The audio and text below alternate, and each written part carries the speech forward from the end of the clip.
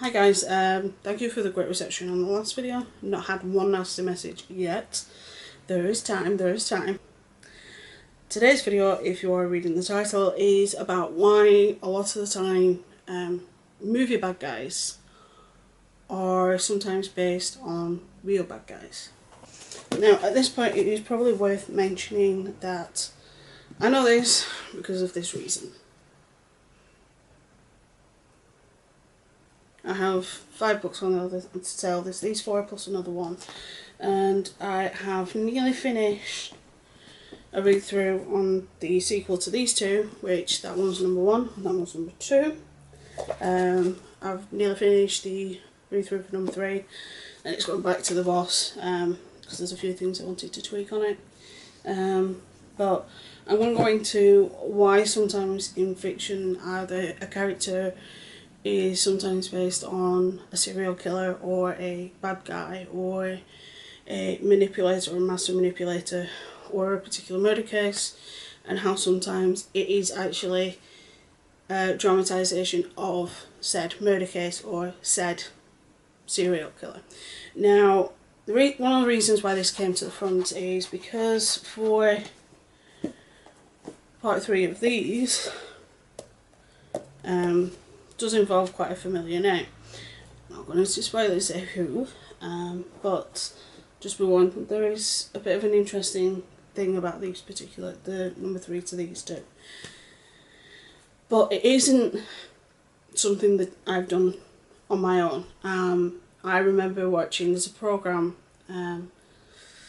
back, I think it was back in the 90s, and I absolutely adored it. Which some of you may remember, some of you may not. Those that don't, the 2 of the people that were in it are actually now in different things.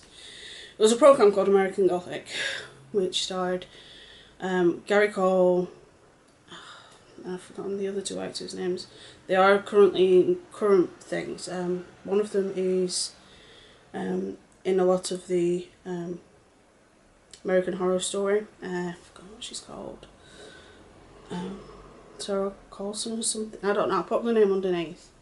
And then her and the other guy played brother and sister, and the guy, he's in NCIS, no, not NCIS, no, yeah, NCIS New Orleans, and he was also in Fast and Furious Tokyo Drift.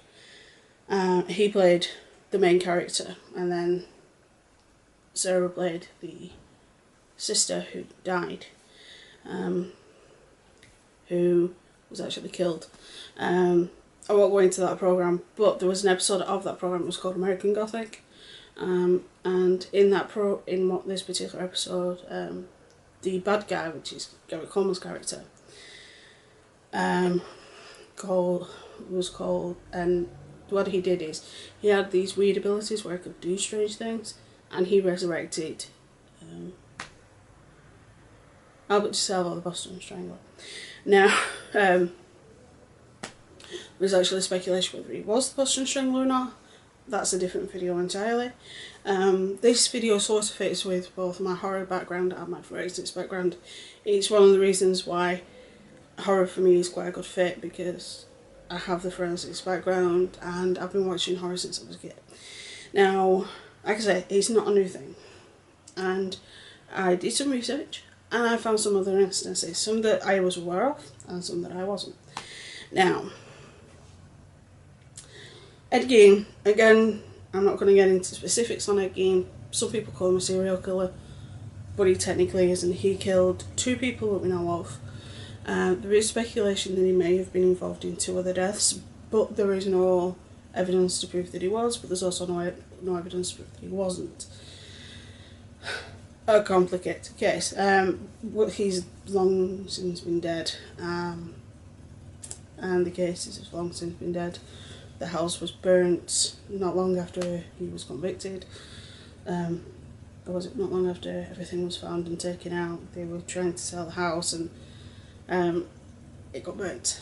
But Ed Gein was the basis of not 1, not 2, but 3 movie bad guys. Number 1 being Buffalo Bill from Silence of the Lambs, with the whole skin suit and the whole taking skin from the dead and using it for weird things. That's where that came from. And there's Leatherface out of Texas Chainsaw Massacre, and he was very much based on the unhinged and the weirdness of Ed Gein, and the fact that I think he did actually have a mask made of somebody else's face. I know there was a lamp made of somebody else's face. Weird. But yeah. And then there was Norma Bates, which is the whole mother obsession type thing. And there is, like I said, there is a small amount of speculation that Ed Gein was possibly involved in the death of one of his brothers and of his mother. But there is no evidence to prove either way.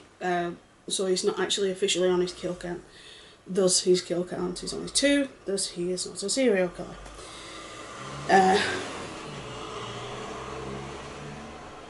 Thank you. Because it's still hot here, I ain't closing that window. It is very hot over here at the minute. It's unbelievably hot. And it's only going to get worse. Then there was a Mexican... When it came to Hannibal Lecter, there were several different possibilities on who he could have been based on. There was Albert Fish, there was... what was the other guy called? Oh, for God's sake.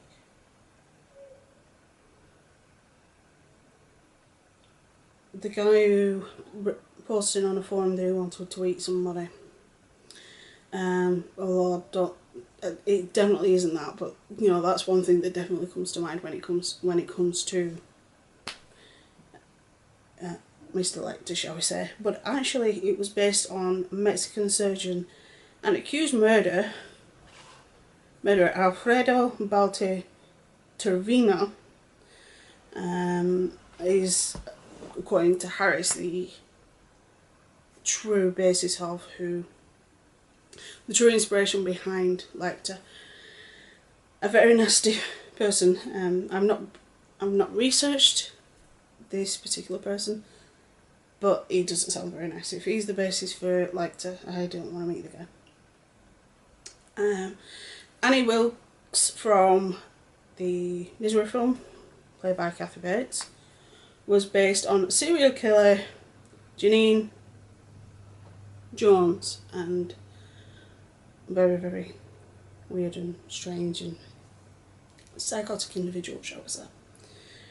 Henry, the Portrait of a Killer, was based on Henry Lee Lucas. There are a lot of films that are based on serial killers. We've had several incarnations of Jeff Dahmer. One of my favourites was Jeremy Renner's take on the whole thing. There is a new one coming out which is called My Friend Dahmer, which looks kind of interesting. There are films based around the Manson deaths. There are some coming out soon around the Manson deaths, and then there are films like The Strangers, which is sort of based around the Manson deaths and the whole Manson situation. And a lot of the time, real life does affect fiction. I'll get into the specifics after, but I think that's it. Nope, that's it. I can go into it now. Why? Now, one of the main reasons is when we find out that we've got a serial killer, and we get that serial killer, we then learn all we can from that particular killer.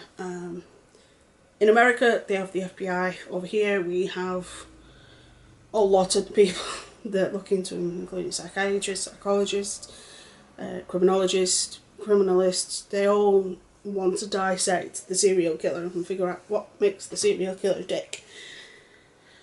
And it's always interesting to find out, and as a bystander I love it. And also, when it comes to a serial killer, you can learn about their crimes quite easily because their crimes is what gets them caught. So when you've got somebody like Jeffrey Dahmer, who had a thing for men. He was gay, and all his victims were men, and he would seduce them or drug them. Then while they were drugged, he would try and turn them into a zombie. When that didn't work, he would then kill them, keep them. He would partake in necrophilia as well as cannibalism, and then he'd use acid to dissolve the bodies.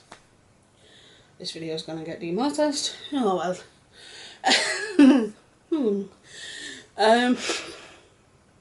Never mind. And because we learn this, we can learn what the worst of our species can actually do to another human being. And that helps us horror writers come up with ways to do things on paper. Perfect example is this book. You know, this book is about a character called Naomi. She gets killed.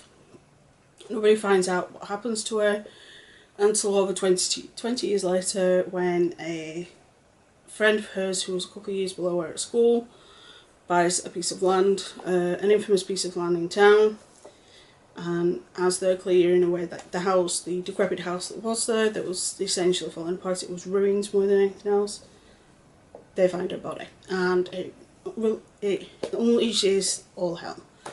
And that's as far as I'm going to tell you on this. And this particular book, there are some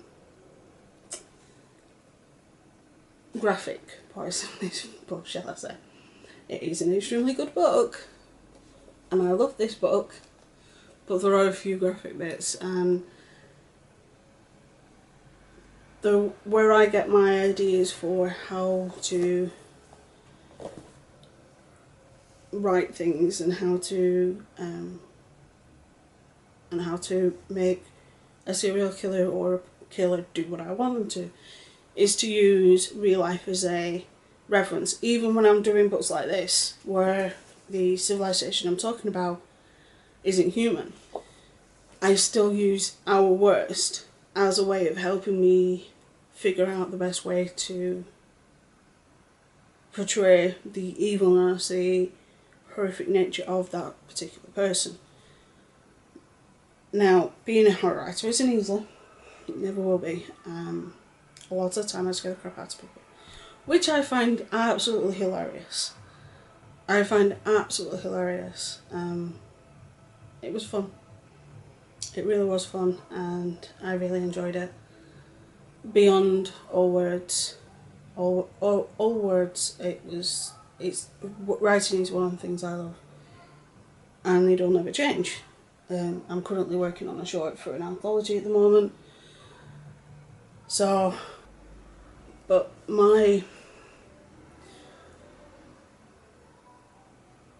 reference for what is the worst of the worst, my reference for what humans and what people can do to each other, is serial killers, is cult leaders, is manipulative people that we know of, like Charles Manson. Now, horror isn't the easiest thing for a lot of people to palate.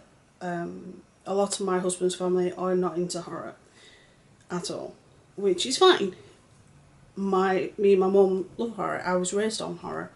It wasn't my mum's fault why I watched Hellraiser 2 when I was 8 years old, but you know, she did let me watch a lot of films that not more people my age weren't watching, because she knew I could handle them. And at the end of the day, doing the training I've done, doing the degree I've done, the things you see is horrible, it is horrific, it is horrendous, and it is sickening. But it helps you, if you're a writer, learn these things, and it helps you figure out these things. It's one of the reasons why Patricia Cornwell, she was working as a morgue assistant, and she did a lot of training in regards to that, which is how she created the character in her books. Kay Spargetto, I think she's called, and Kathy Wright has a very, very similar educational background to the character she based Temperance Brennan. So it's one of those things that a lot of the time with writers, either their own experience, which is where the magic comes from in some of my books, from my education and my knowledge of the worst in human civilization, is what fuels a lot of the horror that I write. And yes, my religion plays a small part of it, and I do kind of borrow things from other religions, and because in these books there's a history teacher that's very, very much religious, and when the main character says she's pagan, it doesn't go down well. It really doesn't go down well. But yeah, at the end of the day, it's also a part of our obsession with death, I think. But that's today's video. This weekend's video is going to be a bit different. I took some videos on the way to Whitby and on the way back the other day.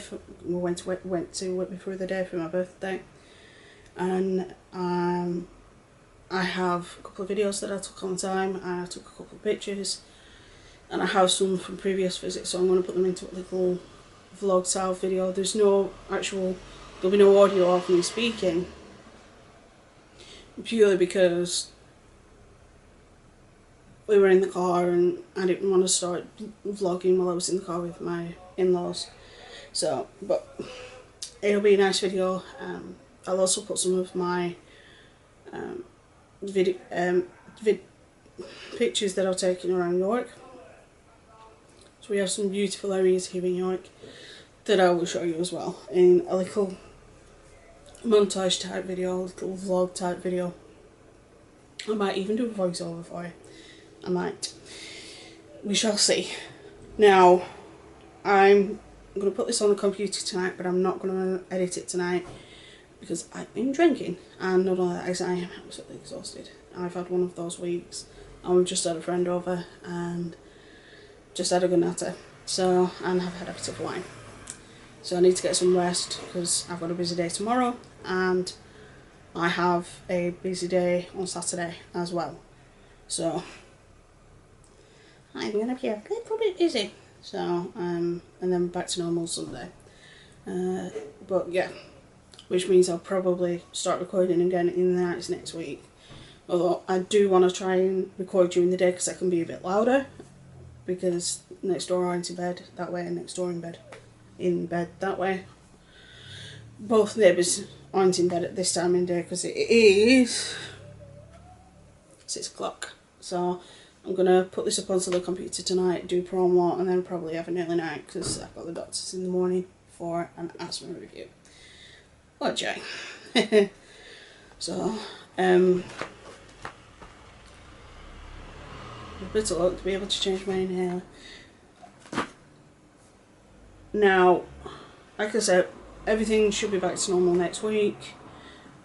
There might be a little bit of an extra video next week, but I'll explain that on the next video I do. So, I'll explain it. But I hope you've enjoyed this video. I know these videos don't get as much views as the others, but for those that do watch, thank you. And to all the new subs, hi! Thank you for staying. Next week I have a couple of interesting videos planned, so that should be fun. So, stay safe, be good, have fun, and I will see you very soon.